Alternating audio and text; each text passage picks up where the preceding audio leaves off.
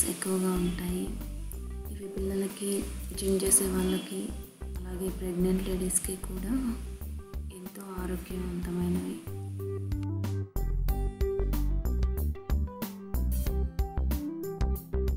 అరటి పండ్లలో vitamin B6, B12, magnesium మరియు పొటాషియంలు ఎక్కువగా ఉంటాయి.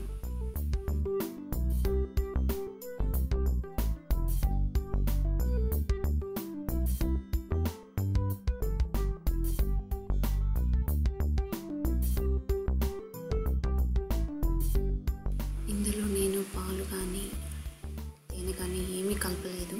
డైరెక్ట్గా అరటి పండ్లను గ్రైండ్ చేశాను. దీన్ని ఇలాగే డైరెక్ట్గా తినేసేయచ్చు. ఈ గ్రైండ్ చేసుకున్న ఈ మిశ్రమాన్ని డీప్ ఫ్రిడ్జ్లో ఉంచుకోవాలి.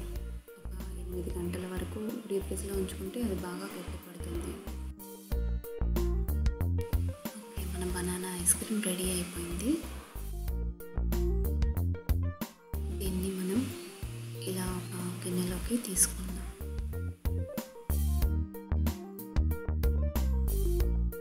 ఇందులో ఒక స్పూన్ నటెల్లా వేసుకుంటే ఎంతో టేస్టీగా ఉంటుంది. ఎంతో టేస్టీ అండ్ హెల్తీ అయిన బనానా ఐస్ క్రీమ్ రెడీ అయిపోయింది.